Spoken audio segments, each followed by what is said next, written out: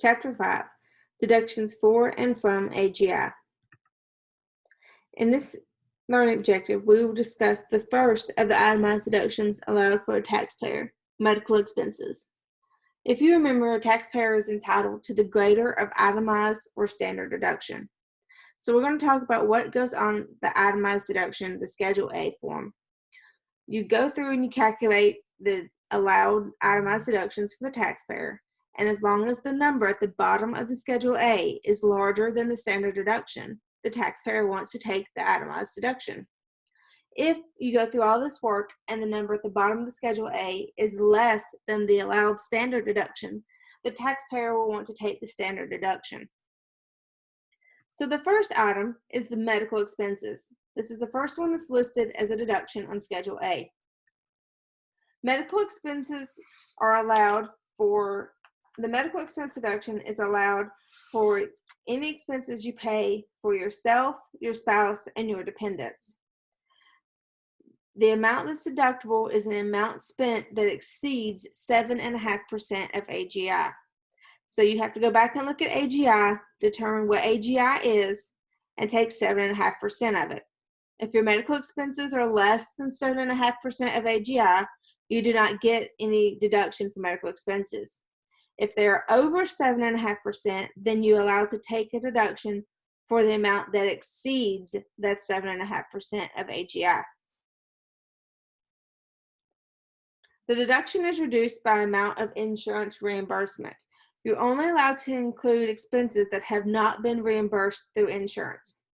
You can also include medical insurance premiums, including Medicare premiums, long-term care insurance premiums, but do note, if you use either of these as an above-the-line deduction because you are a self-employed taxpayer, you may not include them in medical expenses on your Schedule A.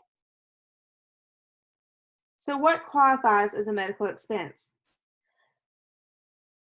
Expenses that of items for the diagnosis, cure, mitigation, treatment, and prevention of diseases.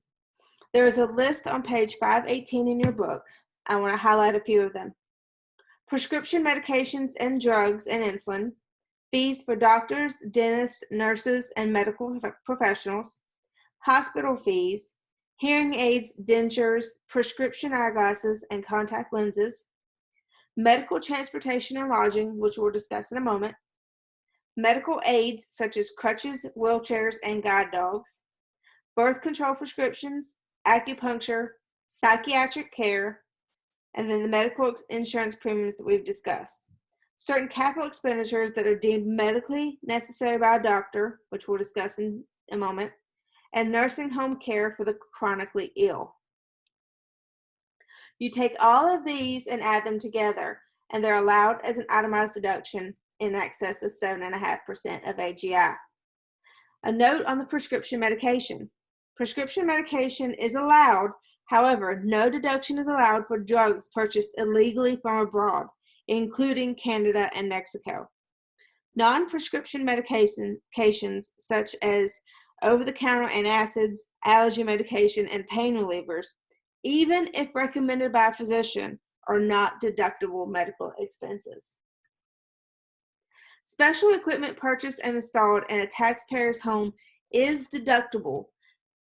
For example, support railings, lowering your kitchen cabinets, and medically necessary swimming pools.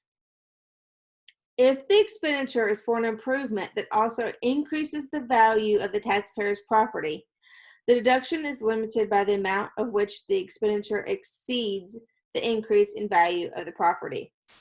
So think about, in the example in the book, it says a taxpayer has a heart condition and installs an elevator in his home at a cost of $6,000. The value of the home is increased by $4,000 as a result of the improvement. The taxpayer is only allowed a deduction of $2,000, the excess cost of the equipment over the increased value of the home.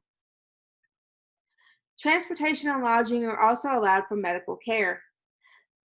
You are allowed to take a medical mileage rate of 18 cents per mile in 2018. These are for travels to and from doctor visits, hospital visits, things like that. Taxpayers may also deduct the cost of lodging up to $50 per night per person on a trip primarily for and essential to medical care provided by a physician or licensed hospital. Do note, certain medical expenses are also not deductible. For example, the cost of travel for the general improvement of the taxpayer's health is not deductible. No deduction is allowed for the cost of weight loss programs unless prescribed by a doctor or marriage counseling. Medical expenses for unnecessary cosmetic surgery or similar procedures are also not allowed. Here's an example. During the year, Frida and Jose paid the following medical expenses. Contact lenses, $120. Facelift for cosmetic purposes, $2,900. Doctor bills, $1,600. Health insurance, $4,800. They also traveled 260 miles to see a cardiologist in July. Their gross income is $31,200, and they were reimbursed $1,000 for their expenses by their insurance company. What are their deductible medical and dental expenses for the current year? The first thing we need to do is establish what are our actual qualified expenses. Our qualified expenses would include the contact lenses, the doctor bills, the health insurance premiums, and our medical miles at the medical mileage rate. The facelift for cosmetic purposes would not be a medical expense. We also need to take into effect that of our total expenses, $1,000 were reimbursed.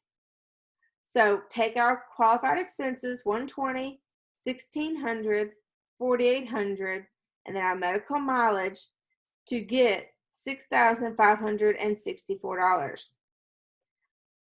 Of that $6,564, they were reimbursed $1,000. So this should be $5,564. The math is off somewhere. I'll have to check that one moment. Take a look at their AGI and see that their AGI is $31,200. They take 7.5% of the $31,200 to get $2,340. They have got to have over $2,340 of medical expenses in order to take even $1 of medical expenses.